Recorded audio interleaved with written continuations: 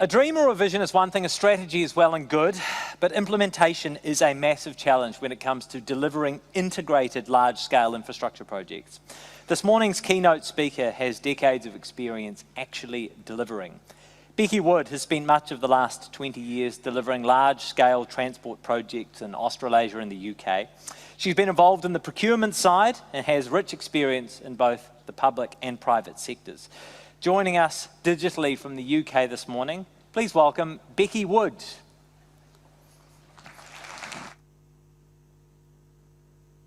Kia ora everyone from a chilly London evening. I thank you for that intro also. It's a real honour to follow such august speakers. I'm so sorry I couldn't be in the room with you today, but I'm just taking that as at least a personal win in terms of my carbon footprint, despite the fact I'd usually take any opportunity to come over to New Zealand. When I was having a think about the brief for today's session, my first thought was how welcome it feels to be talking about ambition and action to enable significant investment in infrastructure, having spent so much of the past few years in a shared global moment that felt pretty frightening and took so much away from a great many people. Having spent almost 6 years in Australia and New Zealand prior to returning to the UK a couple of years ago, it's right to recognise there are a number of jurisdictional differences between all of us. But that said, reading Te Wahanga's strategy document and the UK's own recent update from our National Infrastructure Commission, it felt as though we have in common the urgency of need for social and economic infrastructure interventions across the UK and in New Zealand, in particular in such critical sectors as health, energy, water and transport. And I've certainly heard more of that this morning so far. Shifting from an ambitious strategy towards implementation does take significant action, of course, and I thought it might be useful to focus today on some reflections from my UK and international experience as to how that can be made to happen, as well as some of the bear traps.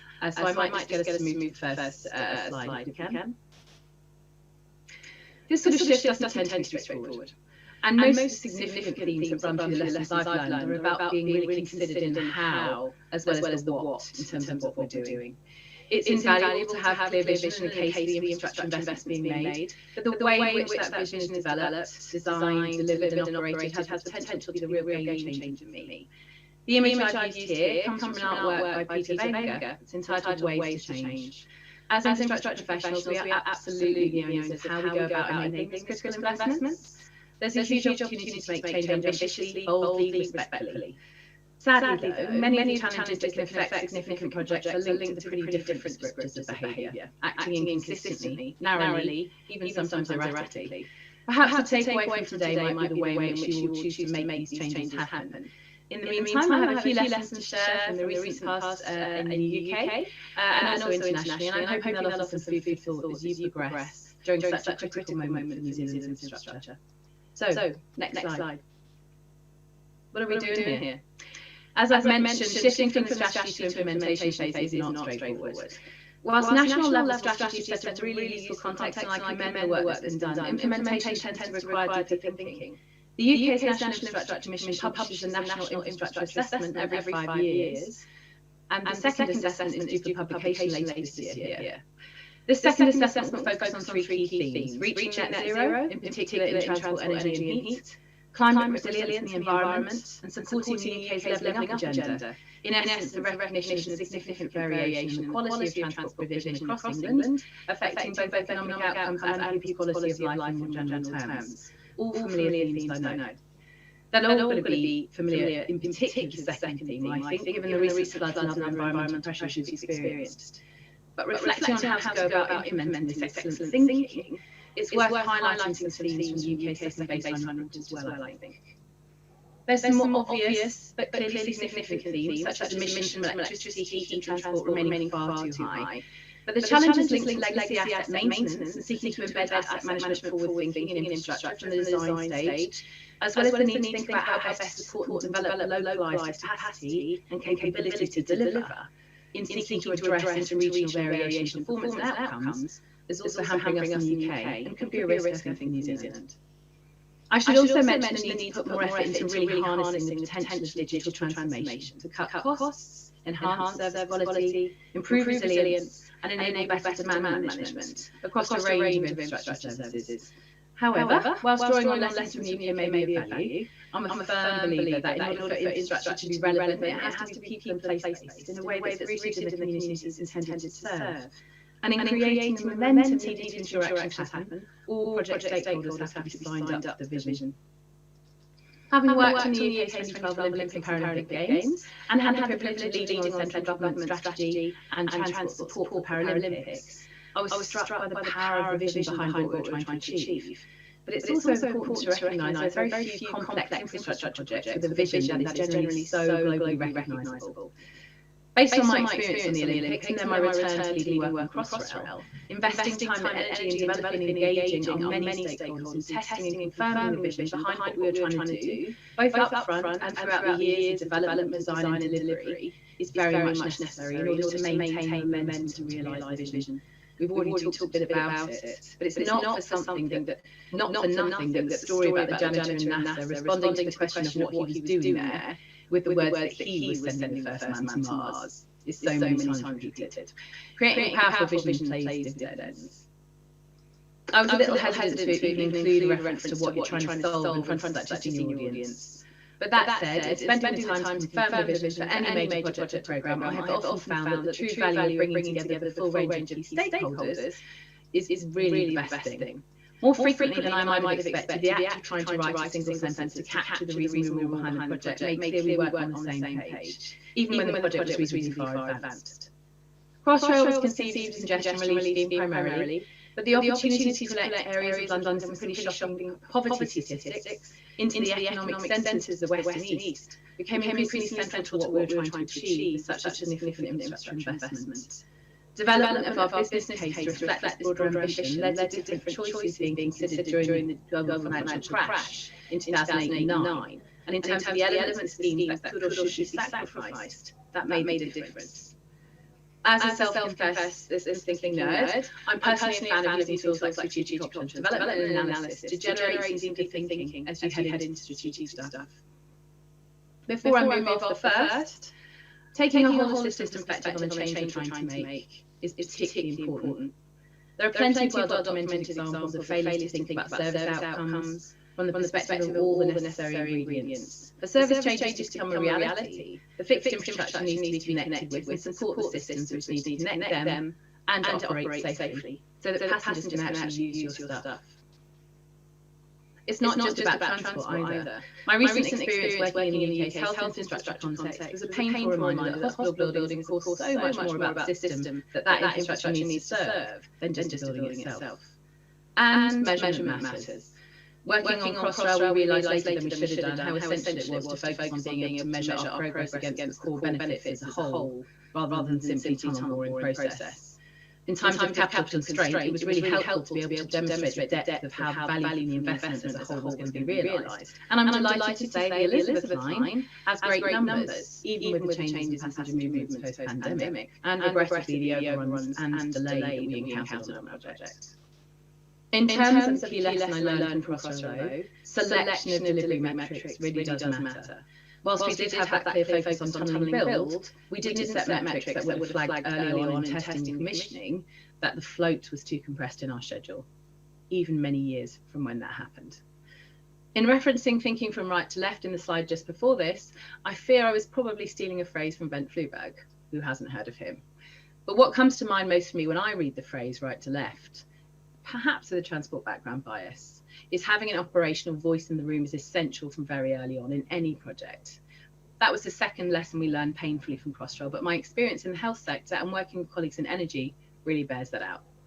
Taking the thinking further, my view based on lessons learned in a really positive way on the 2012 Olympics and also on Crossrail is that legacy thinking cannot happen early enough. And lastly, but perhaps most importantly in my personal view, and as I was literally reminded by my 8-year-old as I came in to do this speech, it's really important to think about the different elements of the UN 17 Sustainable Development Goals that you can use to encourage yourself to get the most bang for buck possible out of this investment across the range of those goals.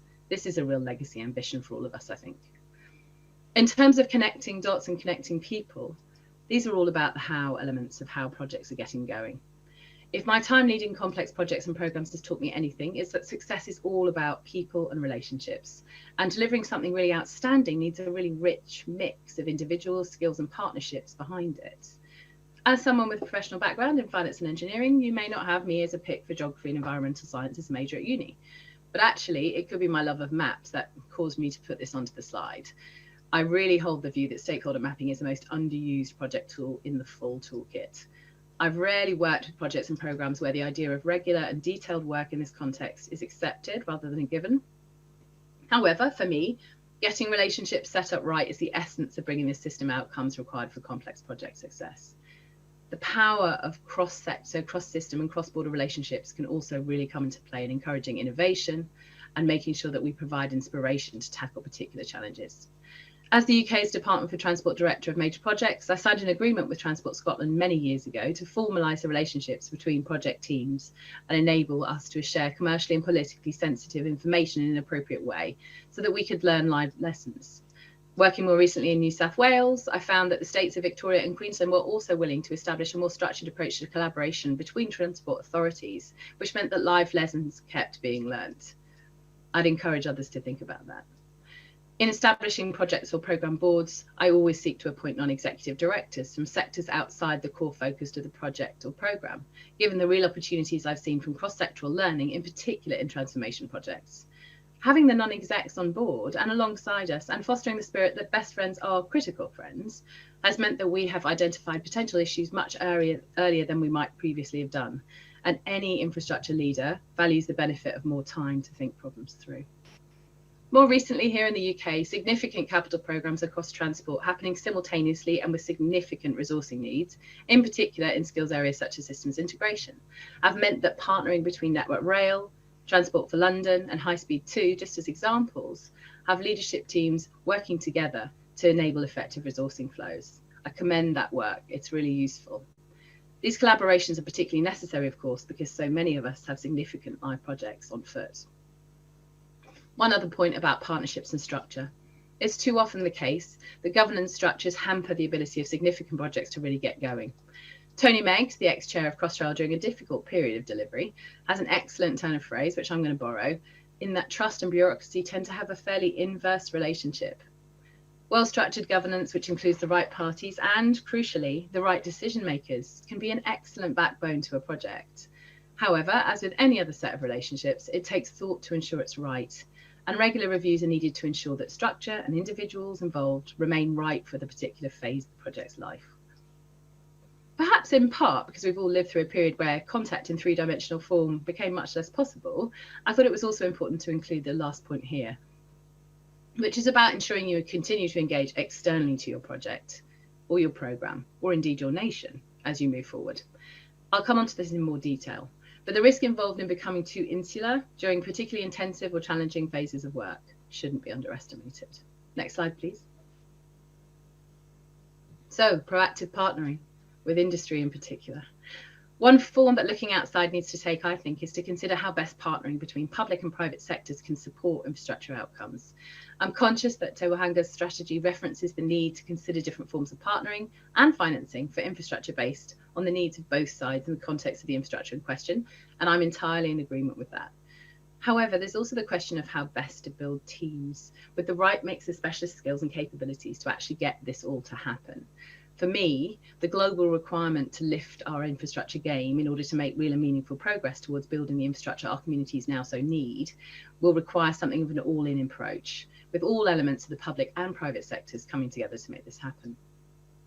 There's also some stark lessons to be learned from the different experiences of various projects in the UK and internationally in terms of how the public sector client side can work proactively to offer transparency of pipeline and, to the extent possible, taking a joint view on how best to both take the investment needed to market, finance it and structure the work needed in ways that will support the research and development we need, as well as different forms of partnering or other asks of the market. In addition, the way in which work is commissioned and the depth of thought that goes into that commission can have a pretty direct relationship with whether or not the product that comes back meets expectations. Using SMEs can be an excellent experience, but at times it feels as though the public sector side hasn't been able to articulate the ask in sufficient detail for the work expected back.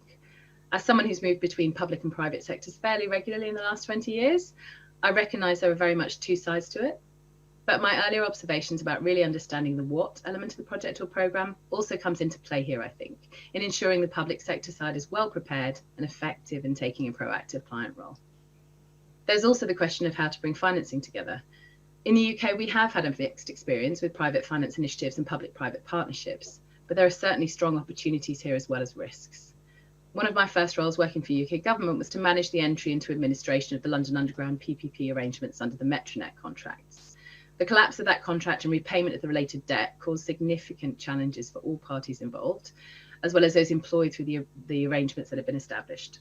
However, the benefit of hindsight suggests that many of the unique characteristics of those arrangements were the root cause of the failure, not least the involvement of all 5 parties in both the equity and delivery arrangements, as well as profound gaps in understanding on both sides of the condition of the underlying assets to be upgraded and maintained under the contracts. In contrast, the arrangements under the Thameslink rolling stock depot and maintenance contracts, a private finance initiative worth many billions of pounds, offered valuable tension between the delivery parties through the special purpose vehicle, coming into play in particular as software challenges created delays on the programme and in relation to the depot builds. In short, these are relatively complex arrangements which require careful planning in the early phases and beyond, and proactive contract management throughout their life. However, beyond just the effective relationships in play, the benefits of the longer term operational relationship being established from the outset also shouldn't be disregarded. A few other thoughts in terms of how to make private and public sector partnering work. Phased delivery might be worthy of consideration where there are multiple administrative terms to contend with. I know that's a topic you guys have already touched on this morning. The investment scale might be such that Treasury feels that they need a closer grip on investment gates. There may be other pressures. We use this to reasonable effect on Crossrail's tunnel boring machine contracts with long lead times and full investment approvals still happening in train, as it were. Harnessing the power of private sector innovation is absolutely a positive thing, but there needs to be some recognition that the process may be iterative, and working with partners on proof of concept and sharing data whilst being mindful of IP really can come into play. The reference here to finding your Lego is another nod to Bent, but also intended as a reminder that exploring modular builds and working with colleagues in the manufacturing context is an area we're keen to champion in the UK as one of the routes to addressing market capacity pressures. We reference this in the UK's Infrastructure and Projects Authority Transforming Infrastructure Performance 2030 report, which I do recommend. And even though it's a work in progress, it's worth a look. Last slide, please. That's one. So I've talked about some of the lessons I've taken from UK and international experience in terms of the what we're delivering as well as how we might go about it. In the how context, I also wanted to touch briefly on the leadership experience in complex major projects. With apologies to Michelle Yeoh, I do feel the sensation of everything happening everywhere all at once is a pretty useful capture of the experience. The nature of major projects leadership is incredibly intense, and I'm conscious that you're entering a particularly complex period prior to a general election. I've added a few thoughts here on striking the right balance between maintaining momentum at pace and ensuring that you're still heading in the right direction. First up, listening does really matter. I've already mentioned a couple of the key takeaways from Crossrail for me as a leader of that programme for 8 years. Finding the right metrics, bringing operations to the fore from the outset. A third lesson though, and perhaps my most important, is about listening. Reading through the strategy published by Tewa Hunga, I was particularly struck by the number of people engaged in the process of development of that strategy. In what scenario might listening not matter, I wonder? And yet we could do it better. There have been many moments in periods of intensity on big programmes where a point has been raised and I haven't felt the time or had the flexibility, I thought, to listen, only to discover soon after that I could have made an adjustment to our delivery approach to improve safety, make our design better, or just catch a risk before it became an issue. In the same vein, I've already talked a little to the topic of really getting into what it is you're doing and firmly establishing your vision up front. This really comes into play as projects encounter unexpectedly significant pressures, such as the GFC on Crossrail, but also as we make decisions on detail that risk losing the link with overall goals. Though we wanted Crossrail to be world-class, I certainly didn't set out with the intent that every light bulb fitted would have a digital individual tracker. Keeping the strategic principle in mind, in this case wanting to harness digital technology to make this the best possible railway, may have helped us identify where the sensible boundary line was on a hugely efficient and effective to maintain asset versus collection of data that would never really be relevant. The reference to data and communication here speaks to that point, but also that it's important to be able to link the ambition for the data application to the operational phase of work. On a brief visit back to the UK when I was working in Sydney, I was offered a cab ride on one of the new trains I'd introduced to the UK some years previously. It was a fantastic opportunity to see the passenger, crew and driver experience at first hand, and I loved it. This was one pause point though. At the end of the trip, as we reached the terminus station, I asked the driver how he was finding the data that the train was designed to provide about its journey and track conditions, and whether he'd seen it in use. He smiled and he confirmed he thought it was a genius innovation. Then he pulled open the drawer that held the USB sticks of data and told me how careful he was to store each trip's journey there on each occasion. Of course, no one had actually been looking at the data itself. A last mention of learning. It can and should be continuous on any project, but at times I've noticed we struggle to make it happen in the moment. In my view, and borrowing again from a colleague who really informed me about this, it's worth considering a learning lab, involving a quick cross-check around the project board members or execs or other attendees as to any insights they want to share at each significant project meeting or milestone. If nothing else, this will foster the culture of listening that I've already mentioned. Last slide. So, the elephants. A last word on the complexity of the environment that much of major government infrastructure investment is made in, and perhaps for me, some of the elephants that might already be in your room. Firstly, I've spoken about the challenge of setting and sticking to a clear vision. In the political context, with so many significant projects spanning multiple administrative terms, as I know you've already been picking up, it's absolutely essential to secure cross-party support in order to succeed. During the period I worked on Crossrail, which was jointly sponsored between the Mayor of London and the Central Government Cabinet Minister for Transport, the political colours of those in office changed a number of times. When we commenced the main delivery phase, Boris Johnson, a senior Conservative Member of Parliament, who subsequently became, for a while, the UK's Prime Minister, was the London Mayor. And Lord Andrew Adonis, a senior Labour and then at times a Liberal Democrat Member of Parliament, was the Secretary of State for Transport in the Cabinet and a member of Labour's central government team. To the amusement of many, they referred to their shared ambition for Crossrail's success and frequent speeches on that topic as making them the twin bores of this significant tunnel boring project. Helpfully for me as a senior owner for central government, that strength of cross-party support was something we could build on in establishing functions such as Crossrail's all-party parliamentary group, which meant that we could effectively engage across party lines and across administrative periods, sticking to the facts, offering some insights as to the breadth of the benefits of the programme, but continuing to make our case in order to keep both our funding and our investor support stable. That was pretty crucial over the 8 years I was on the project. Establishing an all-party parliamentary group was in itself a fairly new ambition, albeit I introduced those for other projects over time based on the experience of Crossrail. In part, this is a recognition that truly long-term and complex infrastructure delivery requires slightly different structures for engagement and broader whole-of-system support than a shorter, less complex programme might. A close friend of mine just successfully ran the London Marathon, and the preparation approach struck me as offering some gems to bear in mind. After all, these projects are a marathon, they are not a sprint. Do celebrate milestones and success along the way. Do keep your eye on the end game and pace yourself. Do have a clear sense of the different preparation and approach you might need for each phase of work, and be prepared to be fairly adaptable to conditions. But lastly, don't be tempted to take all your hard-won planning and strategy and just put it in the bin when the next new idea comes along. I gather that's a risk when you go to the Marathon Expo. On a slightly more basic point, longer-term funding settlements just work better. No ifs, no buts. I'm conscious how hard-won those have to be too, but the stability they offer in terms of market-facing pipeline, enabling the best possible response from the market, cannot be underestimated. In amongst this thinking, don't lose sight of the risks involved in artificial year-on-year capital profiles either. This can be tempting in times of capital constraint, as the UK Treasury is currently finding. And a last thought to leave with you. You'll have picked up my thoughts on the importance of people, partnerships, and working proactively to engage and listen throughout the project lifecycle. In concluding a recent final review of Crossrail's sponsorship team, which involved a joint effort between very senior individuals involved in the project over many years, the most consistent message was that fostering a culture of early and open engagement regarding potential challenge would have meant avoiding many of the deeper problems our project encountered. As you take your ambitions forward to action, I'd encourage you all to bear that lesson in mind above the others. Thanks for your time.